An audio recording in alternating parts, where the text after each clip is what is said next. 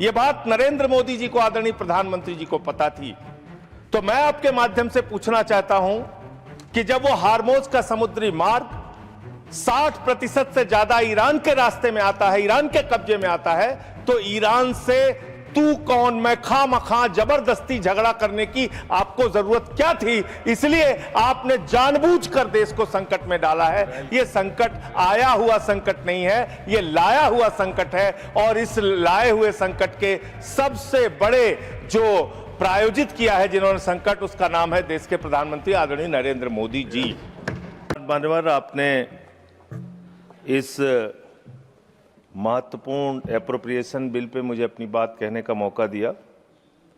मान्यवर, इस पूरे बिल को देखने के बाद जो डिमांड्स है माननीय मंत्री जी की, उसमें जो मौजूदा परिस्थितियां हैं उसके लिए 57,000 करोड़ रुपए की मांग उन्होंने सदन से की है मंजूरी के लिए।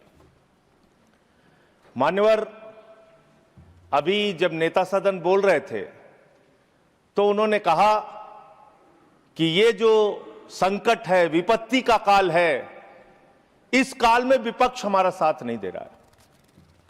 ये विपत्ति आ पड़ी है, आई हुई विपत्ति है, इसमें तो सबको साथ देना चाहिए।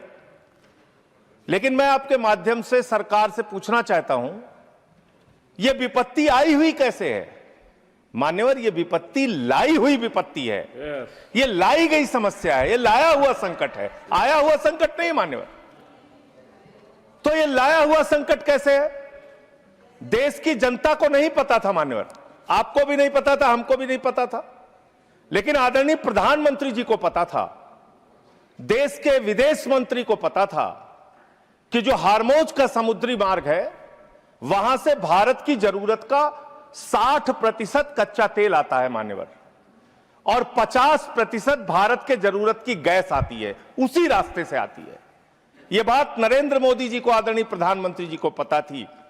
तो मैं आपके माध्यम से पूछना चाहता हूं कि जब वो हार्मोज का समुद्री मार्ग 60% से ज्यादा ईरान के रास्ते में आता है, ईरान के कब्जे में आता है, तो ईरान से तू कौन मैं खामखा जबरदस्ती झगड़ा करने की आपको जरूरत क्या थी? इसलिए आपने जानबूझकर देश को संकट में डाला है। यह संकट आया हुआ संकट नहीं है, यह लाया हुआ संकट है। और इस लाए हुए संकट के सबसे बड़े जो प्रायोजित किया है जिन्होंने संकट, उसका नाम है देश के प्रधानमंत्री आदरणीय नरेंद्र मोदी जी।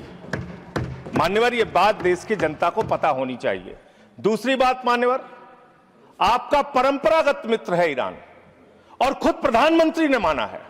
प्रधानमंत्री जी जब गए थे ईरान की यात्रा में, उन्होंने कहा भारत और ईरान की दोस्ती इतिहास से भी पुरानी है। ये प्रधानमंत्री के वक्तव्य हैं। उन्होंने खामेनेई जी को कुरान की पांडुलिपि भेंट की थी 7वीं शताब्दी की मान्यवर। उन्होंने चाबार पोर्ट का समझौता किया था, जिसका बखान प्रधानमंत्री ने खूब किया कि भारत का व्यापार बढ़ जाएगा, पाकिस्तान की अब हमें जरूरत नहीं पड़ेगी, अब हम अपना एक अलग रास्ता बना के और भारत के व्यापार को बढ़ाएंगे। और वहां पर सरकार ने सैकड़ों करोड़ रुपए चाबार पोर्ट पे वेस्ट किया। 2019 तक भारत को ईरान से सस्ता तेल मिलता था, रुपए में तेल मिलता था, गैस मिलती थी, हमारा मित्रतापूर्ण संबंध था उनसे। लेकिन भारत के प्रधानमंत्री खामेनेई की मौत पे खामोश रहते हैं। 160 स्कूली बच्चे मार दिए जाते हैं, खामोश रहते हैं। और इतना ही नहीं मान्यवर, ईरानी नौसेना को हमने अपने युद्धाभ्यास में बुलाया, और जब वो नौसेना का जहाज वापस जा रहा था, 100 नौसैनिक मार दिए गए ईरान के, अमेरिका के द्वारा। प्रधानमंत्री खामोश। हमारे मेहमान मारे गए, एक शोक संवेदना के शब्द हमने नहीं बोले। तो ये संकट भारत के ऊपर आपने लाया है, ये आया हुआ संकट नहीं है, मैं फिर से स्पष्ट करना चाहता हूं। दूसरी बात मान्यवर, दूसरी बात, आपने जो तेल और जो ऐसे समय में 60 रुपए घरेलू गैस का दाम और 115 रुपए कॉमर्शियल सिलेंडर का दाम आपने बढ़ाने का काम किया। तो पूरे देश में एक हाहाकार की स्थिति है, इसको नियंत्रित करने के लिए झूठ बोलने के बजाय सच्चाई को स्वीकार कीजिए। और आज जो कहा गया कि हार्मोज समुद्री मार्ग खुल गया है, गलत जानकारी सदन को नहीं देनी चाहिए।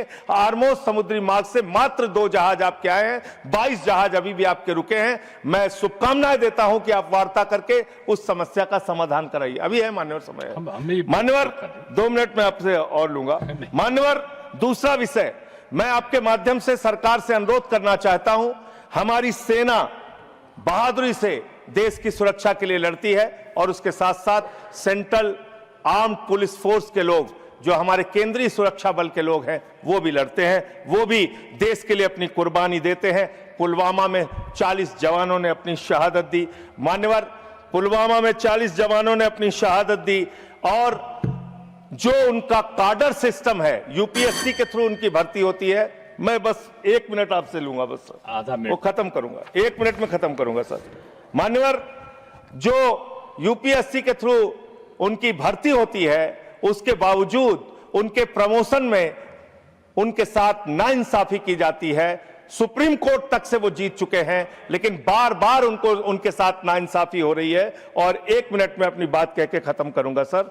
जो प्रमोशन का सिस्टम है उनके साथ, जो अन्याय उनको झेलना पड़ रहा है, वो एक असिस्टेंट, एक डिप्टी कमांडेंट को जो सीआरपीएफ में है, 18 साल में, बस खत्म कर रहा हूं सर, विषय नहीं है ना, 1 मिनट में खत्म कर रहा हूं सर। उसी के लिए डिमांड में चाहता हूं सरकार के सामने एक प्रस्ताव मेरा। 18 वर्षों में एक प्रमोशन मिलता है सीआरपीएफ के डिप्टी कमांडेंट को और असिस्टेंट कमांडेंट को 15 वर्ष में एक प्रमोशन मिलता है।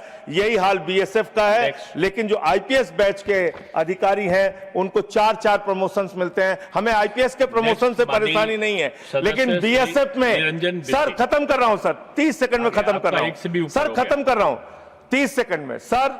मेरा सिर्फ आपके माध्यम से सरकार से इतना अनुरोध है कि जो हमारे केंद्रीय सुरक्षा बल के जवान हैं, जो हमारी वो सेना है, उसका मनोबल कमजोर ना हो जवानों का, और उसमें आईपीएस को उनकी पोस्टों पे ना बैठाया जाए।